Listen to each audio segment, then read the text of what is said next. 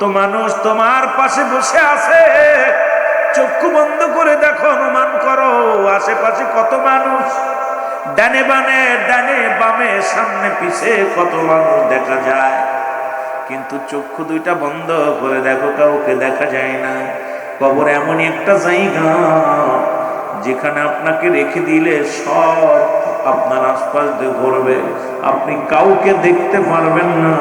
সেই জায়গাটার নাম হলো কবর। জোরে জোরে চিল্লায়া বলা যাবে না, ঠিক কিনা?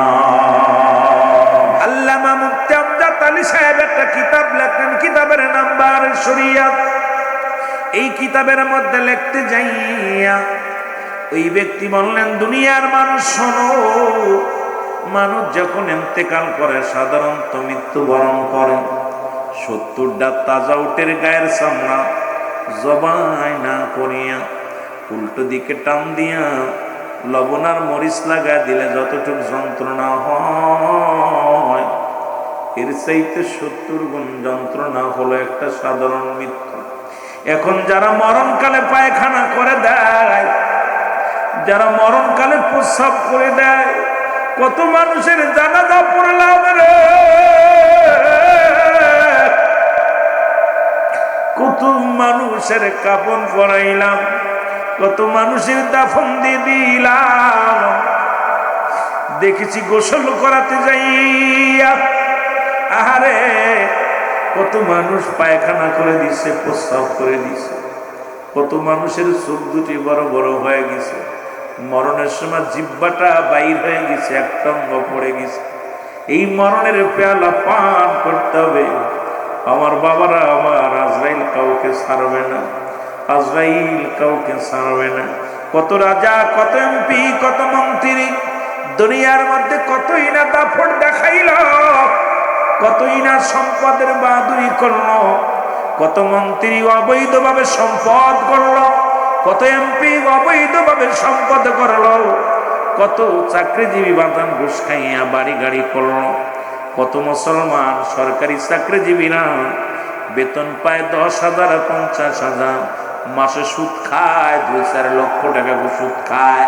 এই সুদখোরেরা কোথায়? আজকে সবাই চলে যেতে হবে রে মুসলমান। আল্লাহ কয়, বান্দা পৃথিবীর সব কিছু চূর্ণ বিচ্ছিন্ন করে দিব। আল্লাহ কয়, কুল্লু মান আলাইহা ফান। আল্লাহ কয়, বান্দারে এই জমিনের মধ্যে যা কিছু আছে আমি চূর্ণ বিচ্ছিন্ন করে দিব। এই জমিনের মধ্যে যা কিছু আছে সব কিছু আমি শেষ করে দিব। আল্লাহ কয়, বান্দা দুনিয়ার মধ্যে যা কিছু আছে আমি আল্লাহ সব কিছু চূর্ণ বিচ্ছিন্ন করে দিব। এই জমিনের মাটিগুলো পুরায় আমি তামা বানায়া দিব। কত মাটি ফাঁকি দিলাম, কত ভাইয়ের সম্পদ লন্ঠন করে নিলাম, পৃথিবীর মধ্যে বাইরে ঠগাইলাম, কত চাচার সম্পদ। গতকালকে দেখলাম আপনাদের এই মুসলমান কোথায় মুসলমান শুনে নাও, রংপুরের জমিনে, গাইবান্ধার জমিনে দাদিকে হত্যা করেছে মাত্র 4 ভরি স্বর্ণের জন্যের মুসলমান। আরে মুসলমান যখন দাম শুনেছে স্বর্ণের ভরি 2 লক্ষ টাকা, নাতনি দাদিকে হত্যা করে পালাইল অন্য নাগরের হাত ধরে। আজকে দুনিয়ার মধ্যে কত ভাই ভাইকে ঠগায় চলে যায়, কত বোন বোনকে ঠগায়, কত ভাই ভাইকে ঠগায়। এই জমিনটা আল্লাহ কয়, বান্দা জমিনটা আমি চূর্ণ বিচ্ছিন্ন করে দিব। এই জমিনটা আমি পুরা তামা বানায় দিব রে। এই জমিনের মধ্যে যত পানি আছে সমস্ত পানিগুলো আমি আল্লাহ খোয়া ছাই বানায় দিব। যেদিন কিচ্ছু বলতে কিচ্ছু থাকবে না, সেদিন থাকবো শুধু আমি আল্লাহ। গোলামি করবো কার? একটু জোরে বলা যাবে না? দাসত্ব করবো কার? হুকুম মানবো কার? জোরে বলেন কার? আপনার আমার আইনদাতা কে? আমার আপনার বিচারদাতা কে? তুমি আল্লাহ কয়, বান্দা সব কিছু চূর্ণ বিচ্ছিন্ন করে দিব। যেদিন কিচ্ছু থাকবে না সেদিন থাকবো শুধু আমি আল্লাহ। আমি থাকবো আমার রাসূলুল্লাহর ভালোবাসা নিয়ে, আমরাও থাকতে চাই আমার নবীর ভালোবাসা নিয়ে। জোরে বলেন ঠিক কিনা? ও আশিকরা, আলেম ওলামা, গভীর মনোযোগ। নবী কে আমার উম্মতিরা হন। আমি নবী দুনিয়ার মধ্যে আগমন করলাম, আমার উম্মতের সঙ্গে কথাবার্তা বললাম, উম্মতের সঙ্গে চলাফেরা করলাম, আমার উম্মতের জীবনটা বড় ধন্য।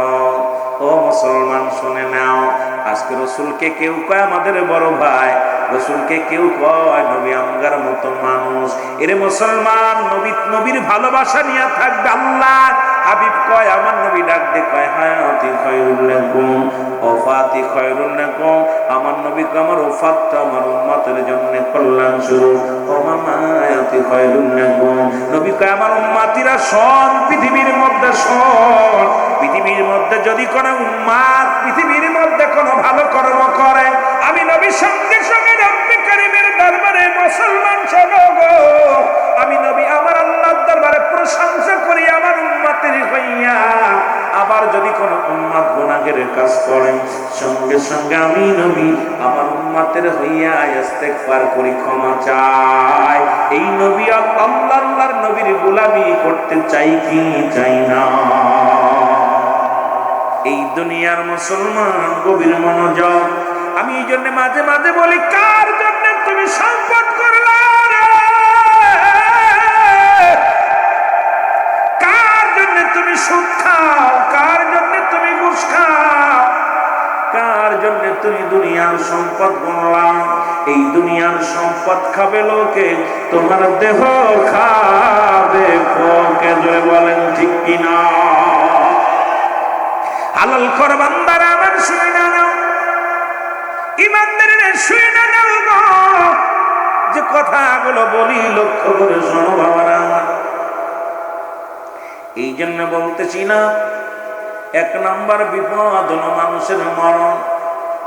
এই মরণের কথা বলতে যে একটা কথা আমার মনে পড়ে গেল।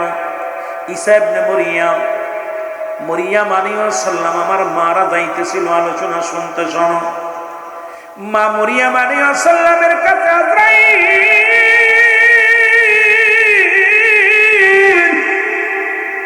আজরাইল আগমন করে সালাম দেয়, আসসালামু আলাইকুম মরিয়াম।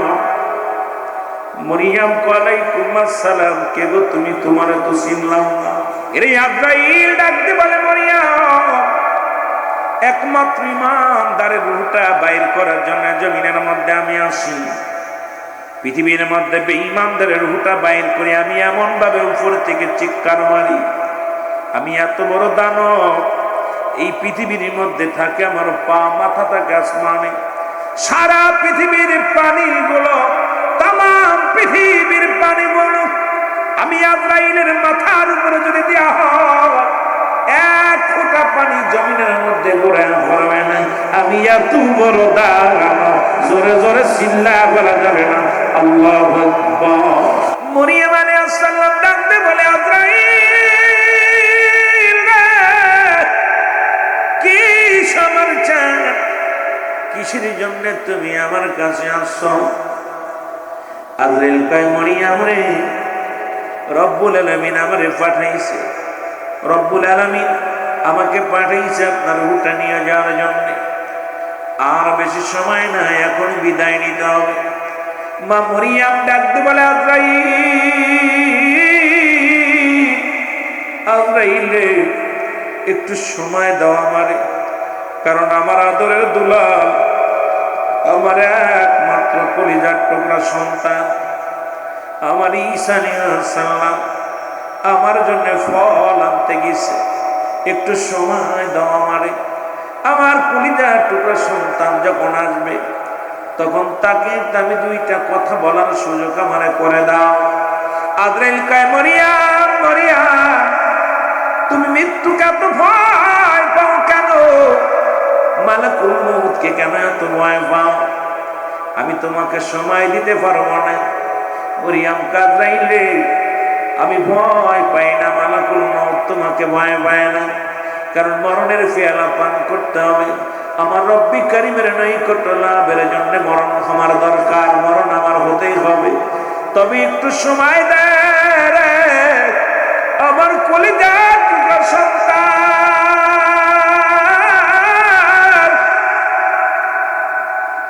আমার কলিজার টুকরা সন্তান ঈসা আলাইহিস সালাম গেছে কোথায়? কোথায় রে আমার জন্য ফল আনতে গেছি, একটু সময় আমার দাও। আজরাইল কয় না, সময় দেওয়ার সম্ভব নয়। মরিয়াম কয় তাহলে রুহটা বাইর করো। সঙ্গে সঙ্গে মরিয়াম আলাইহিস সালামের মৃত্যু হয়ে গেল। ঈসা আলাইহিস সালাম ঘরে ফিরলেন, এসে দেখে জনম দুঃখিনী মা ঘরের মধ্যে পড়ে আছে। মাকে ডাকতে বলে, মা মা তো জন্মের ঘুম ঘুমাইছে, আর উঠবে না। যা দেখে মা চিরতরে বিদায় হয়ে গেছে। ডাকতে বলে, রব্বি কারীম,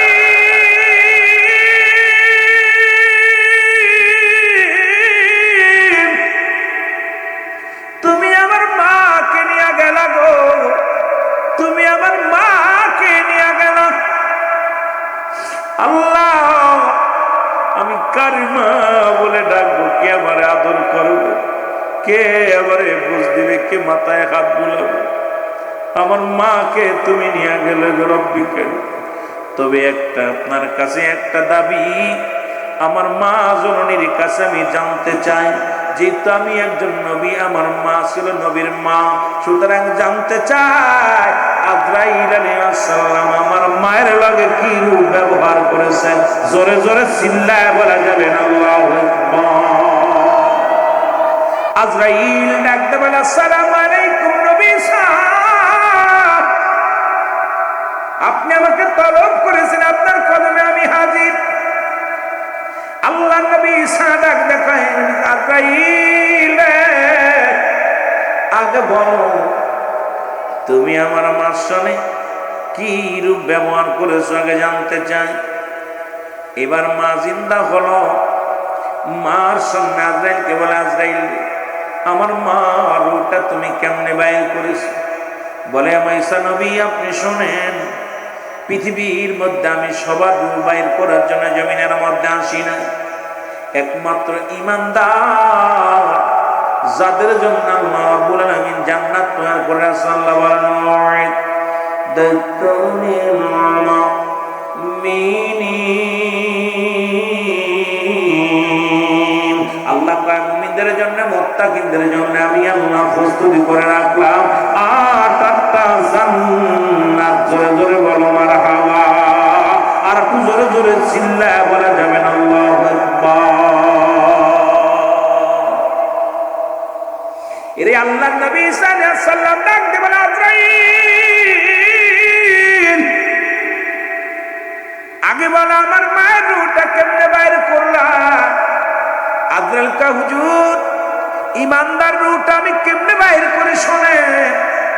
আটা গুলায়া খামির বানায়া, এই খামিরের মধ্যে যেমনি চুল ফুলে, যেমনি অনাসে টান মারলে যেমন বাইর হয়ে যায়, একমাত্র ঈমানদারদের রূহটা আমি এমন কায়দায় নি, সে নিজে অনুভব করতে পারে না।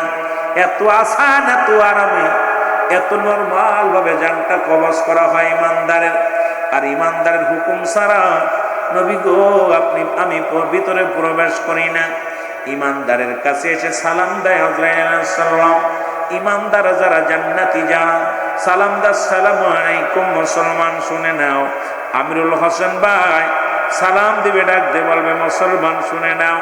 জব্বার প্রামাণিক শোনো, সালাম দিবে, আসসালামু আলাইকুম জব্বার প্রামাণিক, আমি আজরাইল, আমি আপনার রূহটা বাইর করার জন্য আসি।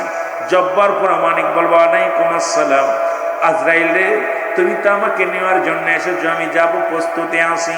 তবে আমি তোমার কাছে জানতে চাই, তুমি আমার কোন জায়গা দিয়ে প্রবেশ করবা?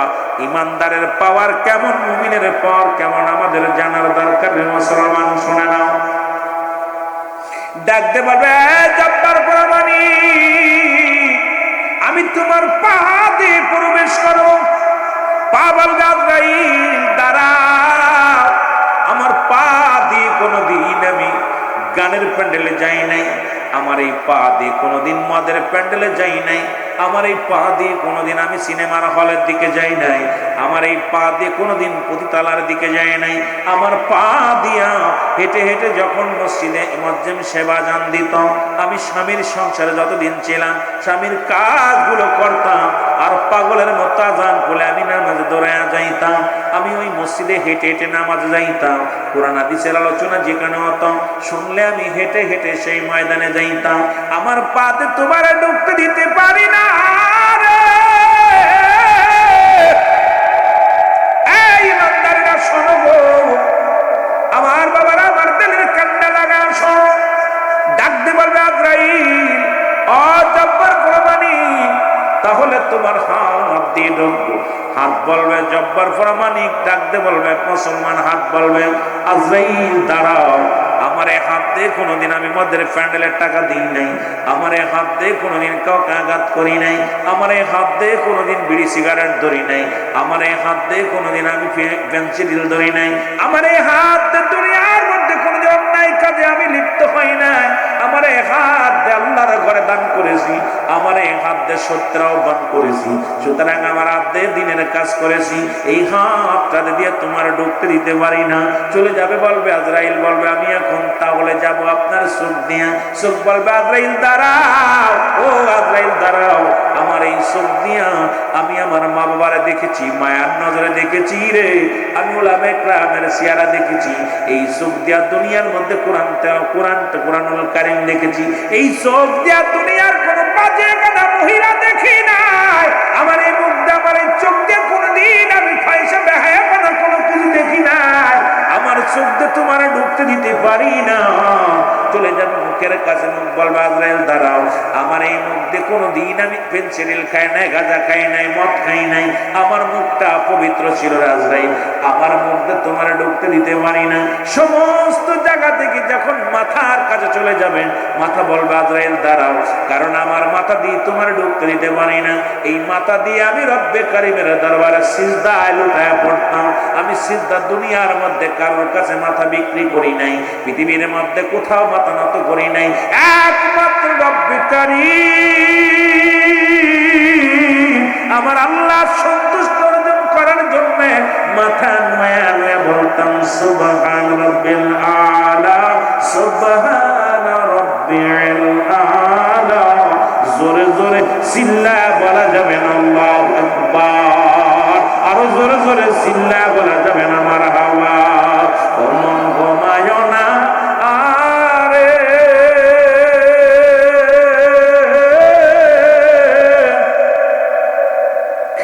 নাম জপ মওলা, একদিন ঘুমাইবি রে মন, কবর মা সার মন, ঘুমায় না রে মন, ঘুমায় না আরে,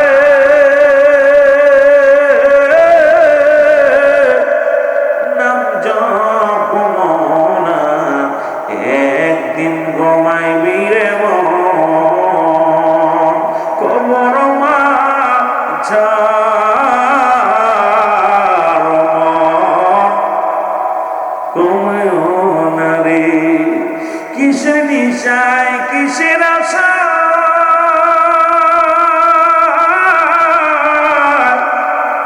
দিন কাটাইলি ঘুরা খাইরা রে, কোন দিন জন আসবে তোমার, কোন দিন জন আসবে তোমার, সময় ফুরা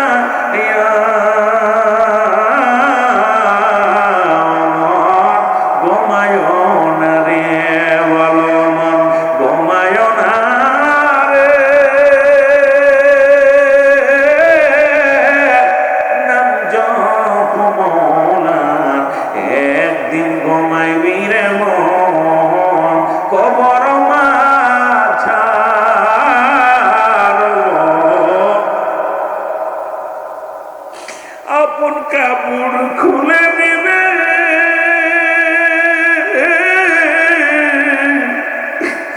মার্কিন সাদা কাপড় ঘুরাইবে রে, ও তোর রঙিন কাপড় খুলে নিবে,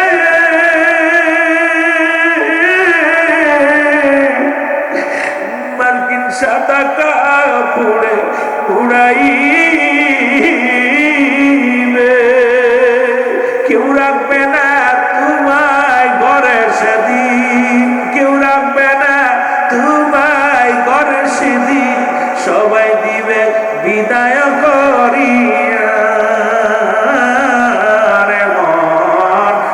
ঘুমায় না রে অমন ঘুমায় না রে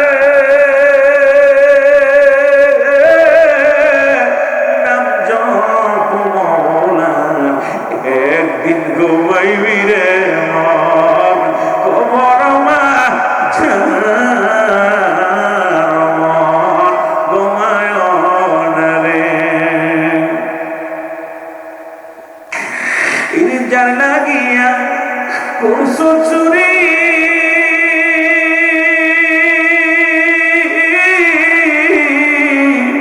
কেউ পাবে না বন্ধু সেদিন আমল করো বেঁচে থাকতে তুমি আমল করো বেঁচে থাকতে করো সাধনা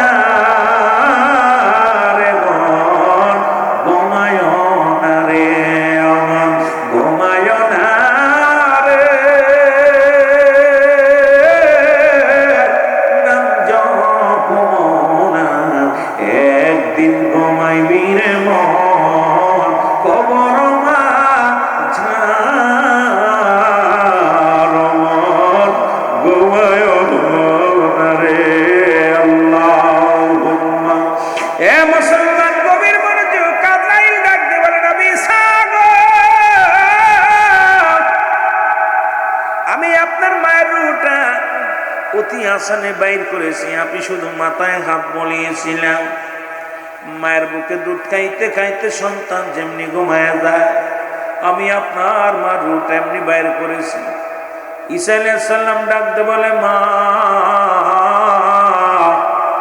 ও আমার মা আমি জানতে চাই গো মা আপনার লগে আজরাইল কি রূপ ব্যবহার করেছে গো মা ঈসা নবীর মা ডাক দে কাজ নাও আমার বেটা শোন ওরে পৃথিবীর মধ্যে তোরে জন্ম দিতে যত কষ্ট অনুভব করতে পেরেছিলাম রে বাবা তোরে জন্ম দিতে যায় যত কষ্ট হয়েছে তার চাইতে কত গুণ কত কষ্ট যে কত বেশি হয়েছে রে বাবা তোরে আমি বুঝাইতে পারব না আমার মন বলল আমি মরিয়ামের গায়ের চামড়াটা যেন টেনে কে যেন হিসড়ে ছিঁড়ে নিয়ে গেছে আমার গায়ের মধ্যে যেন কেমন ঝালমরিচ লাগা দিছে আমি এত কষ্ট অনুভব করেছি রে আমার বেটা ঈসা আলাইহিস সালাম ডাক দে কয় মারিয়াম আমার মা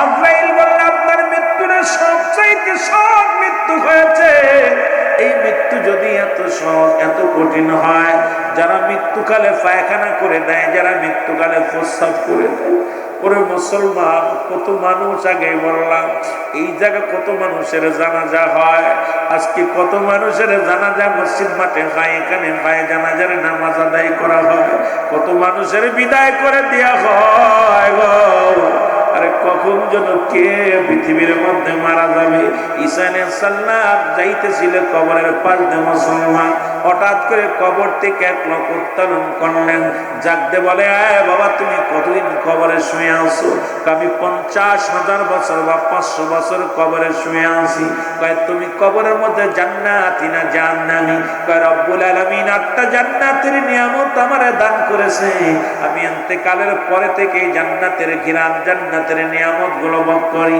ডাকতে কয় পৃথিবীর মধ্যে তোমার যে মৃত্যুবরণ মৃত্যুকালে কি কষ্ট হয়েছিল ওই লোকটা বলে নবী ঈসা রে আমি এই 500 বছর আগে ইন্তেকাল করেছি এখন আমার মৃত্যু যন্ত্রণা গা থেকে যাই নাই এই মরণের পেয়ালা পান করতে হবে তারপরে কেন আপনি সুদ খান তারপরে আপনি কেন ঘুষ খান তারপরে কেন আপনি জিনা ব্যভিচার করেন তারপরে কেন আপনি মানুষকে ঠকান গো এই পৃথিবী যদি চিরস্থায়ী না হয় এই ক্ষণস্থায়ী পৃথিবীর জন্য কতই না দুই নাম্বারি করলাম কতই না দুনিয়ার মধ্যে রং তামাশা করলাম কতই না রং তামাশার মধ্যে মেজরাইলাম আমি আপনাদের অনুরোধ করে যাব যেহেতু দুনিয়া আপনার নয় এই নিষ্ঠুর পৃথিবী শুধু ভোগ করতে জানে ছাড়তে জানে না পচা গলা গাঁজা কর মদ করে নারী কর যে আছে সবাইকে ভোগ করবে নিষ্ঠুর পৃথিবী এই নিষ্ঠুর পৃথিবীর কাউকে ছাড়বে না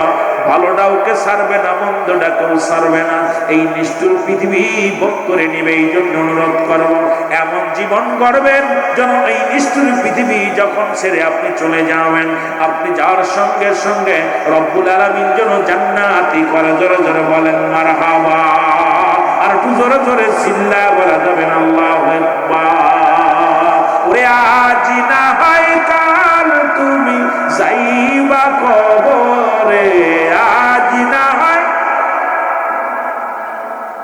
কবরে যাবার কালে দেখবে চেয়ে গো তোমার সবই রইল।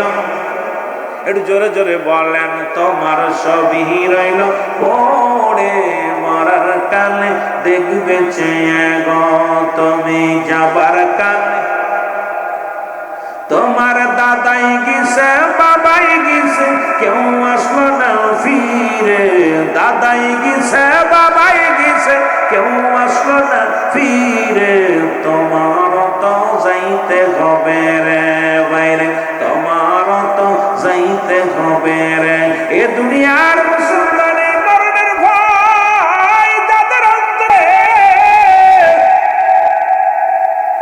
এই মরণকে নিয়েও এখন টিকটক করা শুরু করেছে। মরা মানুষের সেলফি তুলিয়া ফেসবুকে দিয়া শুরু করেছে। দাদা মরা মানুষের মরা দাদা দাড়ি ধরে সেলফি তোলা শুরু করেছে। কবরে নামাইয়া সেলফি তোলা শুরু করেছে মুসলমান। এই কবরের চিন্তা যদি একবার অন্তরের ভিতর আসতো, আপনার আমার অন্তরে মুসলমান, জীবনে কোনোদিন আপনি অন্যায় কাজে পা বানাইতেন না। ওরে এক নাম্বার বিপদ হলো মানুষের মরণ, দুই নাম্বার বিপদ হলো কবর।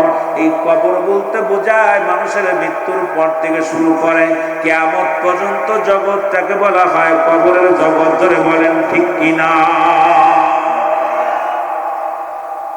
আজকে যারা আগুনে পুরাইয়া চিন্তা করে মুহূর্তে আমার হিন্দু বাবারা আগুনে পুরাইয়া দিলে আর মনে হয় রব্বে কারীম আর পাইব না। কবর বলতে বোঝায় মানুষের মরণের পর থেকে শুরু করে কিয়ামত পর্যন্ত বলা হয় জগৎটাকে বলা হয় কবর।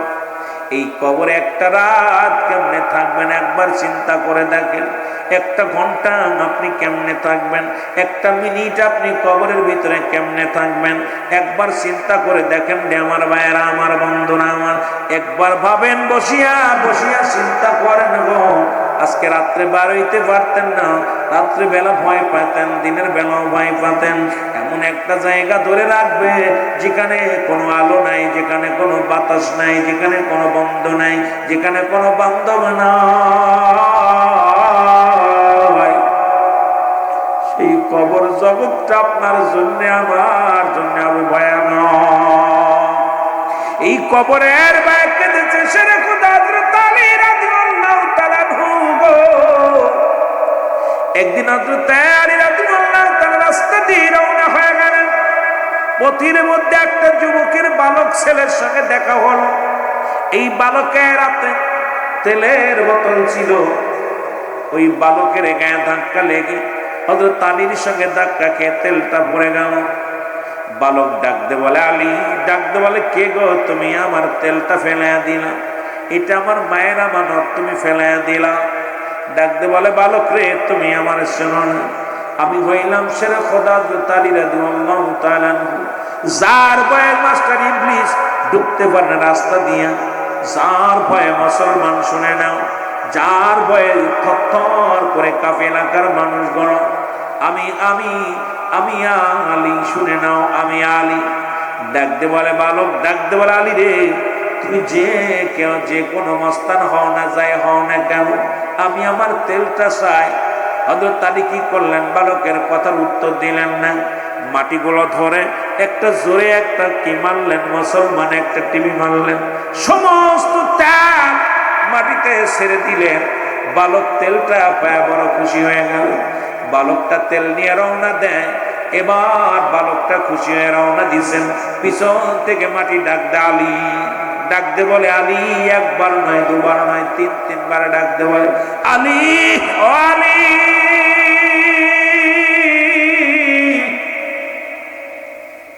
আলী পিছন দিকে তাকায় দেখে কেউ না। শুধু আওয়াজ শোনা যায়। ডাক দিবেন আলী, আলী রে। হযরত আলী রাদিয়াল্লাহু তাআলা আমার পিছন দিকে তাকাইলেন। একবার নয়, দুবার নয়, তিনবার তাকালেন, কোনো মানুষ দেখতে পারলেন না। সেরে খোদ হযরত আলী ডাক দিয়ে বলে, কে রে? আমার নামটা ধরে ডাকো, আমি তো কোনো মানুষ দেখতে পাই না, তুমি কে? ডাক দাও। এবার মাটির জবান খুলে গেছি, ডাক দিয়ে বলে, আলী রে, তুমি আমারে চিনবে না, আমি হইলাম জমিন, আমি হইলাম মাটি। তুমি আমাকে একটু আগে যে একটা টিভি মারছো, আমার হাড্ডি ভেঙে গেছে, মনে রেখো গো। আজ তোমার আমি কিছু বলতে পারলাম না, তবে একদিন আমার ঘরটা আসবা, আমার ঘরের মধ্যে আসবা, আমার কাছে আসবা, সেদিন আমিও তোমার হাড্ডি গুড্ডি ভেঙে দিব। জোরে জোরে চিল্লায়া বলা যাবে না আল্লাহু আকবার। হযরত আলী কাঁদতে কাঁদতে রওনা হয়ে গেলেন। একদিন ঈদুল আযহা, ঈদুল ফিতরের নামাজ আদায় করে রাসূলুল্লাহ সাহাবীদেরকে নিয়ে আলোচনা করতেছিলেন। নবী বললেন, আমার আলী কই? আলীরে তো দেখতে পাই না। সাহাবীরা বলে, হুজুর, আলী কাঁদতে কাঁদতে রওনা দিছে নবীগণ। দৌড়ে আসলেন ঘরের ভিতরে। আমার নবীজি বলে, আলী দেখ, ঘরের মধ্যে কান্নার আওয়াজ শুনতে পায়। রাসূলুল্লাহ ডাক দিয়ে, আলী তুমি কেন কাঁদো? আলী বলে, ইয়া রাসূলুল্লাহ, ইয়া হাবিবাল্লাহ, আমি কান্দি কবরের ভয়ে কান্দি। নবী বলেন, আলী রে, আমি নবী তো 10 জন সাহাবীর নাম ঘোষণা করেছি জান্নাতি বলে, তার মধ্যে 4 নম্বরে তুমি।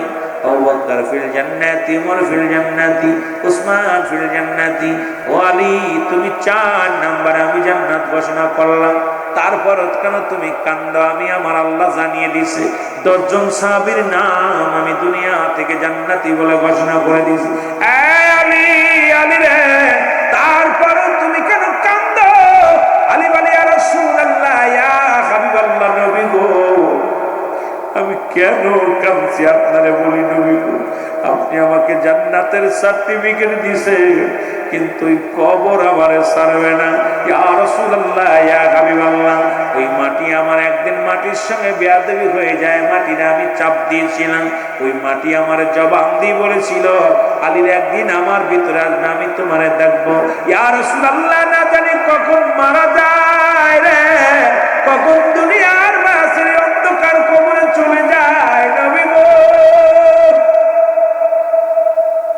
ও মায়ের নবী, যদিও আপনি জান্নাতের সুসংবাদ দিছেন, কিন্তু এই জাহানে, কিন্তু নবী গো, ওই কবরে যেদিন শোয়া দিবে, কবরে আমার সাথে কি রূপ ব্যবহার করবে, ভয় আমি কাঁদছি। আমার আলী, আমার নবী তাকায় দেখে রে, আলীর চোখ দিয়ে দর দর করে পানি ছেড়ে কাঁদতে। রাসূলুল্লাহ আলীর জন্য দোয়া করে, জমিন কয়, ইয়া রাসূলুল্লাহ, ইয়া হাবিবাল্লাহ, এই 1 বছর আলীর চোখে পানি পড়ছে, 1 বছর আলী রাত্রে ঘুমায় না। রাত যখন নির্জন হয়ে যায়, ওই নিরালায় বইয়া বইয়া কান্দে, আল্লাহ তুমি আমারে ক্ষমা করে দাও, আল্লাহ আমি মাটি যেন আমারে চাপ না দেয়। ওরে যুবক বন্ধুরা, শুনে না, নবীর সাহাবীরা যদি কবরের চিন্তা করেন, ও মুসলমান, নবীগণ যদি কবরের চিন্তা করেন, আমি গুনাহগার, আমি পাপী মানুষ, আমার ভিতরে কেন কবরের চিন্তা আসে না? ওই কবরের চিন্তা কেন আমার অন্তরের ভিতরে আসে না? ওই কবর আমারে রাখবে দূরে, ওই অন্ধকার কবর কে পাহারা দিবে? অন্ধকার কবরে আমি কেমনে থাকবো? যে কবরে থাকবে সাপ বিচ্ছু, যে কবরে থাকবে আগুন, যে কবরে থাকবে ভয়ঙ্কর বিষাক্ত জন্তুগুলো, এই কবরটা আমি কেমনে ঘুমাই বলে মুসলমান? এই জন্য হযরত আলী যখন কাঁদতেছিল, রব্বুল আলামিনের কাছে আমার নবী যে দোয়া করলেন, রব্বুল আলামিনের কাছে প্রার্থনা করার পর জমিনের ভিতর থেকে আওয়াজ শুনতে পারি রে, তুমি 1 বছর কান্না করেছ আমার ভয়ে, আমার ভিতর আসলে তোমার সঙ্গে তুমি ব্যবহার করবে এই ভয়। আলী রে, তোমার চোখের পানি জমিনের মধ্যে পড়ছে, আমরা জমিন তোমারে ক্ষমা করে দিছি। জোরে বলে যাবে না সুবহানাল্লাহ? আয়ের জোরে জোরে চিল্লায়া বলেন আল্লাহু আকবার। এর প্রেম যদি করবি রে মন, বলেন প্রেম যদি করবি রে মন, ওরে সব ছেড়ে চল মদিনায়, তোরা সব ছেড়ে মদিনা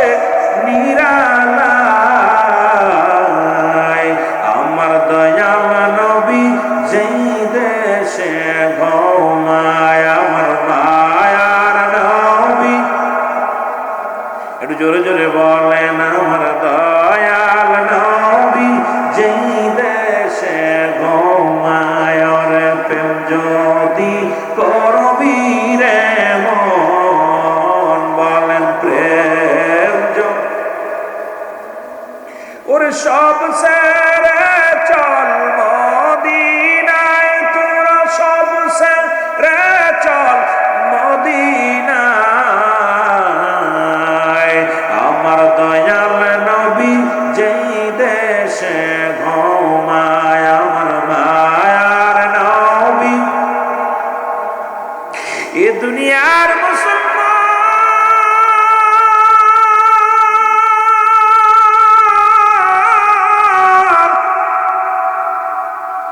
এই কবরে যেদিন রেখে দিবে রে, সর্বপ্রথম কবরে একজন ফেরেশতা আসবে, নাম তার নোমান ফেরেশতা। জোরে বলা যাবে না আল্লাহু আকবার। নাম কি? নোমান ফেরেশতা। আমরা মনে করি কবরে শোয়াইলে মনকার নেকির ফেরেশতাই বলে মুসলমান, মনকার নেকির আসার আগে একজন ফেরেশতা আসবে, তার নাম হলো নোমান ফেরেশতা। এই নোমান ফেরেশতা ডাক দিয়ে বলবে মুসলমান, ডাক দিয়ে উঠাইব, বল বান্দা ওঠো। বান্দা উঠবে রে বাবা, উঠিয়া এবার উঠাইবে যেমন স্বপ্নের মধ্যে দেখবেন পুলিশে দাবড় দেয়। মুসলমান আমরা কি করি? চোরে দাবড় দেয়, ডাকাতি দাবড় দেয়, সন্ত্রাসী দাবড় দেয়। কবর জগৎটা কিন্তু এইভাবে হবে রে মুসলমান, শুনে নাও। আর কবরে কোনো সকাল আর বিকেল নাই, সকাল আর রাত আর দুপুর নাই। কবর হলো শুরু, হলো কিয়ামত পর্যন্ত শেষ। এই দিন পর্যন্ত আপনাকে কবর জগতে থাকতে হবে রে বাবারা আমার। এবার নোমান ফেরেশতা ডাক দিয়ে মুসলমান, দু হাত, এক হাতের মধ্যে দুখানা কাগজ থাকবে। এই কাগজের মধ্যে এক হাতে এক কাগজেরই থাকবে নেকামল, আর একটা কাগজের থাকবে বদামল। ডাক দিয়ে বলবে জব্বার মিয়া ওঠো। আব্দুল জব্বার সাহেব উঠে দাঁড়াইবে। মুসলমান শুনে নাও। এবারে ডাক দিয়ে বলবে আমার বাবারা, ইউসুফ সাহেব ওঠো। ডাক দিয়ে বলবে রুহুল আমিন সাহেব ওঠো, মৌলানা সাদিক সাহেব ওঠো, মুসলমান আমিরুল ইসলাম ওঠো। এইরকম নাম ধরে ডাক দিবে না মুসলমান, উঠে বলো। উঠবে, উঠানো অপর হাতের ভিতরে কাগজটা দিবে, দিয়া দেখবে কাগজটার মধ্যে দুনিয়ার কত রাকাত নামাজ পড়েছে, কত ভালো কাজ করেছে, দুনিয়ার জিন্দেগিতে কোথায় দান ধ্যান করেছে, কোথায় ভালো মন্দ কাজ করেছে। দেখা বান্দা বলো আনন্দিত হয়ে যাবে। ডাকতে বলে বান্দা লেখো।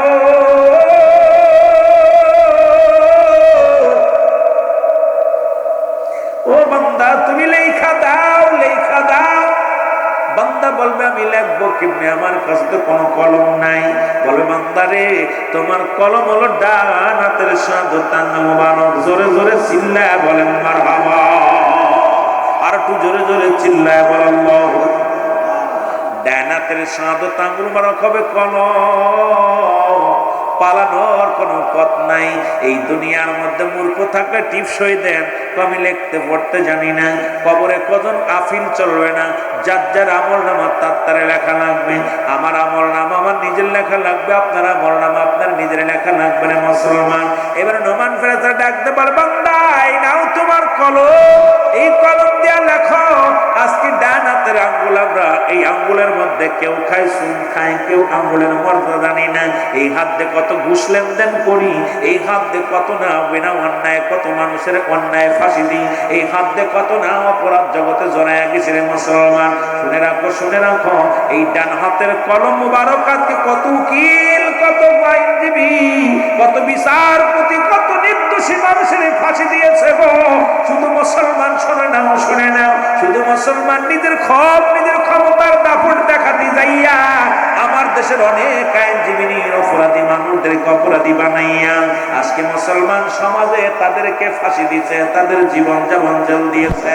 আজকে কত নির্দোষীরা জেলখানায় পচাইছে, কত দোষীরা ছাড়া পেয়ে গেছে। জোরে বলেন ঠিক কিনা? এই কলমের খোদা মুসলমান, তোমার আমল নামা তোমার হাত দিয়ে লেখা লাগবে। ও মুসলমান, এবার ডাকতে বলে বান্দা, ডাকতে বলে ফেরেশতা নাই, আমি তো কলম পাইলাম, কলমে কালি নাই, আমি কালি পাবো কই? কালি তো আমার নাই। ডাকতে বলে বান্দারে, কালি বলো তোমার মুখের তো তোমার।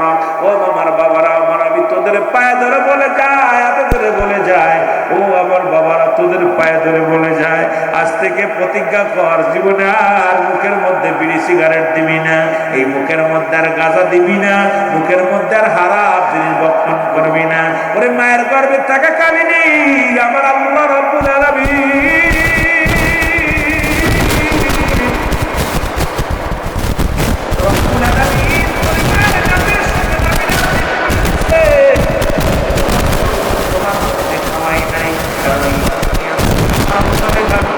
এই মুখ দিয়ে কুরআন কারীম পড়বা, এই মুখ দিয়ে তুমি নবীর দুরূদ পড়বা, এই মুখ দিয়া তুমি মুসলমান শুনে নাও সত্যের স্লোগান দিবা।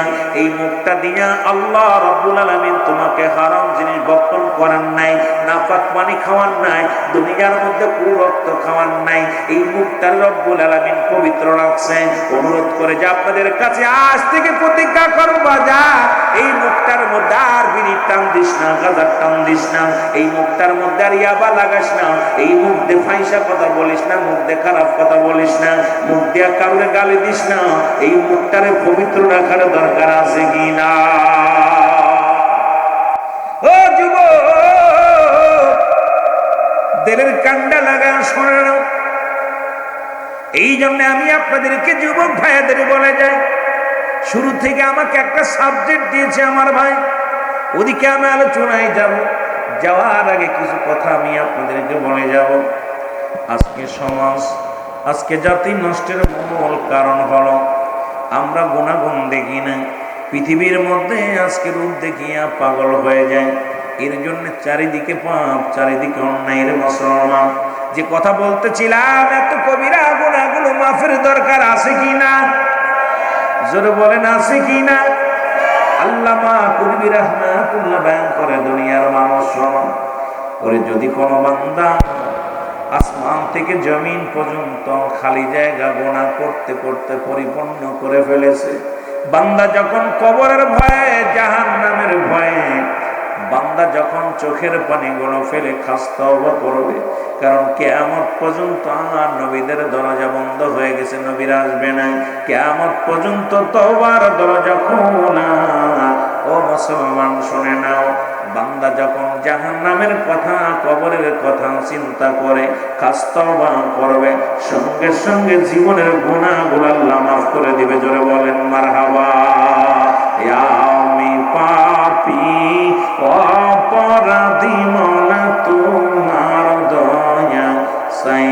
বলেন আমি পাপী অপরাধী, মনা তোমার দয়া। এ দুনিয়ার মুসলমান,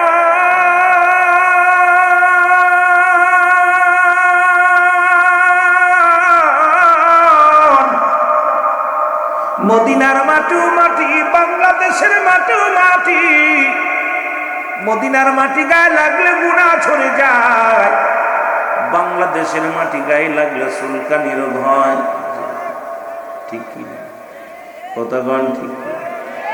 মদিনা শরীফের মাটি সঙ্গে শুয়ে আছে, লেগে আছে আমার নবী রাহমাতুল লিল আলামিন, যার খাতিরে মাটির দাম বেড়ে গেছে। বাংলাদেশের মাটিতে নবী নাই, নবী নাই, এই জন্য এই মাটির এত দাম নয়। জোরে বলেন ঠিক কিনা? ও যুবক বন্ধুরা, আমার দিলের কান্ডা লাগান শোনো, মদিনা শরীফে অখণ্ড পাথর আছে, যার মধ্যে চুমা দিলে জীবনের গুনাহ মাফ হয়ে যায়। বাংলাদেশের পাথরের মধ্যে চুমা দিলে প্রস্রাবের গন্ধ পাওয়া যায়, প্রস্রাবের গন্ধ পাওয়া যায়। ও মুসলমান, পাথরেও পাথরে বেশ কম আছে, মাটিতেও মাটিতে বেশ কম আছে। মদিনার মাটি মাটি, বাংলাদেশের মাটি মাটি, মদিনার পাথর পাথর, বাংলাদেশের পাথর পাথর। তদ্রুপ আজকে জান্নাতের বাগান, রিয়াজুল জান্নাহ বেহেশতের বাগান, এই বাগানের দাম বাড়ছে কোরআনের খাতিরে, এই বাগানের দাম বাড়ছে উলামায়ে ইকরামের খাতিরে, এই বাগানের দাম বাড়ছে আমার দয়াল নবীর খাতিরে। রিয়াজুল জান্নাহ বেহেশতের বাগান, আগে হলো বেহেশত, তারপর হলো বাগান। এই বাগানটা মুসলমান দুনিয়ার মধ্যে সর্বোত্তম একটা জায়গা। আজকে এই জান্নাতি মানুষগুলো জান্নাতি পিপাসিত হইয়া এই জান্নাত খানাকে ধরছে। রব্বে কারীম আমাদের সবাইকে আপনি ক্ষমা করে দিয়েন, জান্নাতের অধিবাসী সবাইকে বানিয়ে দিয়েন। জোরে জোরে চিল্লায়া বলা যাবে না আল্লাহু আকবার। যেমন কোরআনের এত দাম, পৃথিবীর কত সুন্দর সুন্দর মুসলমান গাছ আছে, খাইতে আছে, কেউ চুমা দেয় না। কোরআন শরীফ রেহেলের মধ্যে রাখা হয়, ছোট্ট এক টুকরা তক্তার মধ্যে আমরা বারবার চুমা দিই। জোরে জোরে বলেন ঠিক কিনা? ওই দাম বাড়ছে, ওই কাঠ টুকরার দাম বাড়ছে কোরআনের খাতিরে, আজকের ময়দানের দাম বাড়ছে জান্নাতি মানুষের খাতিরে, কোরআনের খাতিরে। সুতরাং এই বাগানের মর্যাদা অনেক। এই বাগানের দিকে রওনা দিলে সগীরা গুনাহ মাফ। এখানে বইয়া যদি কোনো বান্দা কবরের চিন্তা করে, পৃথিবীর মধ্যে মরণের চিন্তা করে খাস তওবা করে, রব্বুল আলামিন বান্দার জীবনের কবিরা গুনাহগুলো মাফ করে দেয়। জোরে বলেন মারহাবা। এখন মুসলমান মানুষের মৃত্যু হয় দুইটা টাইমে, একটা হলো রাতের বেলা, একটা হলো দিনের বেলা গো। মানুষের মৃত্যু হয় দুইটা টাইমে, একটা হলো রাতের বেলা, একটা হলো দিনের বেলা। দিন শুরু করেছে আমার আল্লাহ নামাজ দিয়া, রাতও শুরু করেছে আমার আল্লাহ নামাজ দিয়া। আমার আগের বক্তা আজকে মুসলিম ইমাম সাহেব দেখলাম কয়টা জিনিস আলোচনা করলো, নবীর কাছে কয়টা জিনিস প্রিয়। ওরে মুসলমান, আমি আলোচনার মুহূর্তে আমি এসে গেছিলাম এই ময়দানে। রাসূলুল্লাহর কাছে এক নাম্বার প্রিয় ছিল নামাজ। আল্লাহ রাব্বুল আলামিন নামাজকে কত গুরুত্ব দিয়েছে, ভালোবাসে, কারণ নবীজি নামাজ আদায় করেছে, নবীর সাহাবীরা সালাত আদায় করেছে, নবীর উম্মতিরা সালাত আদায় করবে।